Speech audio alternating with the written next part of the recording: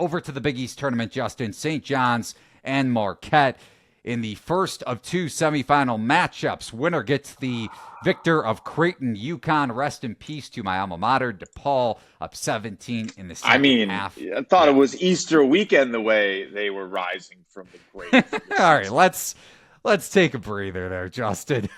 Red Storm sweeping Marquette in the regular season, covering in both games. We were on the wrong side last weekend, with Marquette failing to not only cover but win the game outright against the Johnnies at home on Senior Day. Rick Pitino's bunch holding as a steady 4.5 point, essentially home favorite at the Garden in this one. You're wearing the jacket. How are you betting this game? The person who puts on the jacket and the software that makes the picks are not connected. Let's just put that out there. All right. I don't tell the model what to do. It tells me what to do. And again, Rick Pitino has confounded shot quality data all season long. Everything points to this team struggling.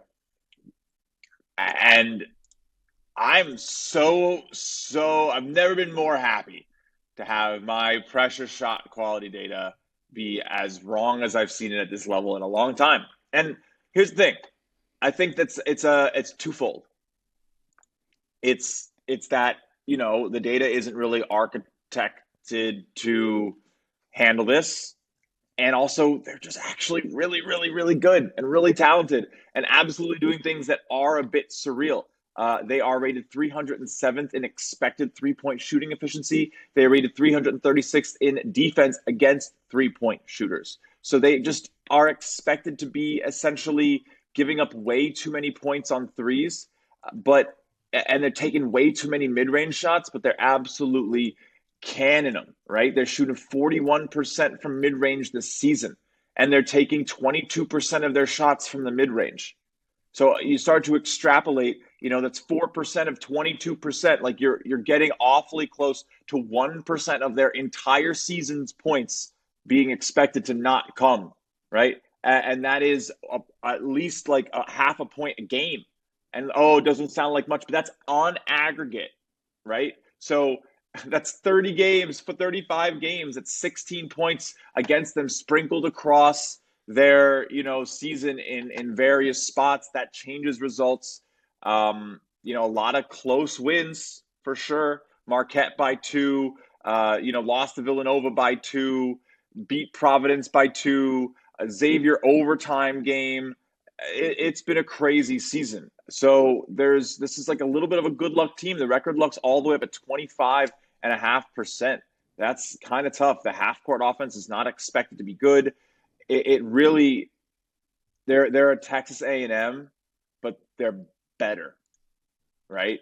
They force even more turnovers. They get even more offensive rebounds. And then they can actually hit their mid-range with guys like R.J. Lewis Jr. and Kadari Richmond. That's where they're truly dangerous, is that when they need a bucket, they can get it. That's the problem with so many of these teams that have this build. When they need a bucket, they can't get it. They're defensively awesome. San Diego State, Texas A&M, they can rebound you out of the gym. But, St. John's seems to be able to hit the shots that no one else is able to in these spots. And then their defense is just expected to be giving up so much more. So I think it's a little bit to do with like the length. Aaron Scott, R.J. Lewis, Kadari Richmond, Smith, Zuby, all have a little extra length in those arms. They're like elite size talent. You're not going to see it on like the Ken Pom height rating, but I bet if you got into like arm to height ratio, those boys got arms past their knees, dude. And that's a big deal. I mean, you talk about the way that you see it in the pro game now. You need these defensive wings. And Lewis and Scott, I mean, they can shut any of their peers down, and then they can still get buckets on the other end. So they are net wins on the floor at every moment they play. Right. So, and then you have to deal with Kadari, who's a net win, and then Zuby, who can guard 1 to 5. So your only chance is like what? They're going to have to run into a Walter Clayton or a Hubbard or someone who can take advantage of their weakness at the 1 spot. But Sim Wilcher's starting, and he looks fine. He looks solid. He's not great. He's definitely below a healthy Smith, who's going to deal with the shoulder injury and come off the bench probably for maybe the rest of the season. But I don't know. Those two But you guys at talk the about one are mid-range efficiency, and Wilcher's pretty efficient there too.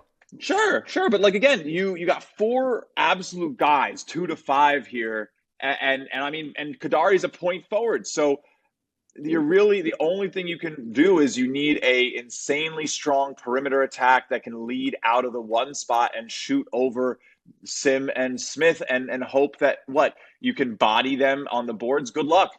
You have to keep perfect hold over the ball. You have to get rebounds and you have to be able to shoot over them. It's just very tough. That said, I'm taking Marquette plus 4.5.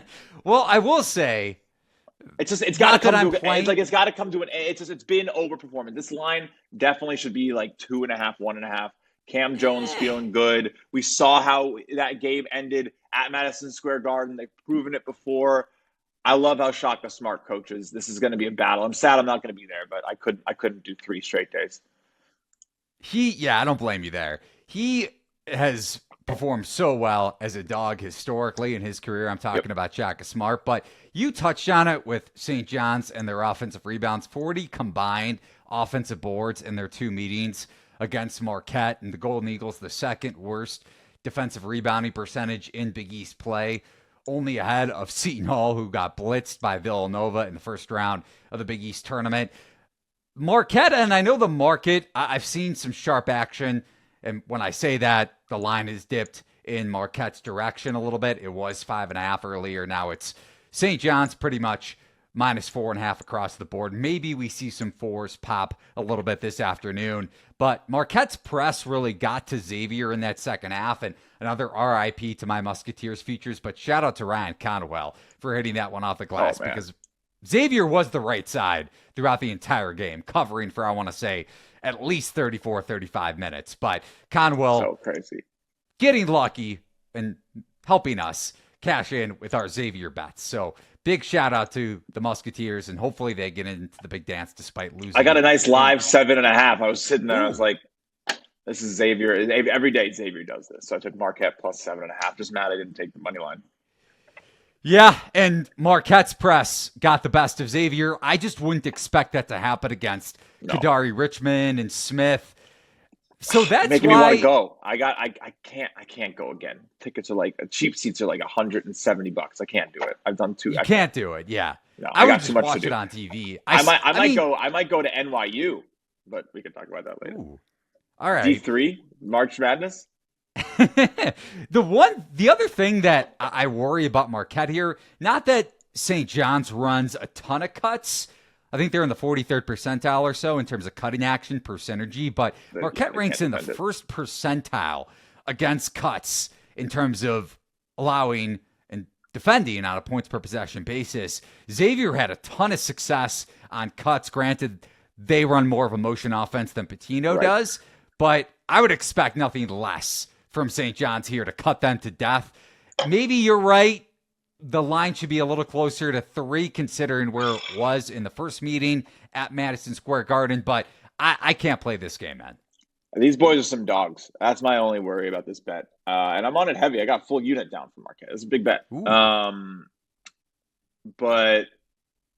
I don't know, man. I hope I lose it.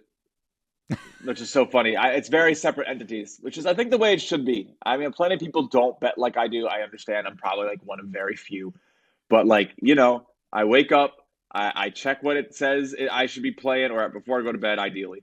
I check what it says I should be playing tomorrow. I make sure it didn't take any data in incorrectly and muck up, some of the formula that I've seen it happen. So I take 30 minutes and make sure all the values are proper before I put my money down.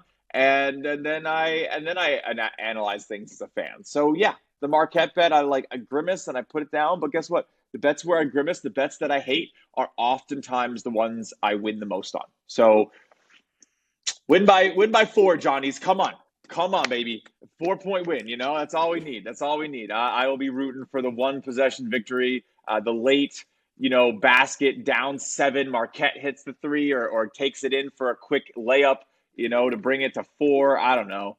That's the type of game we have here in the Big East. I'm going to say it a million times. It's my new catchphrase. There is no such thing as a bad game in the Big East.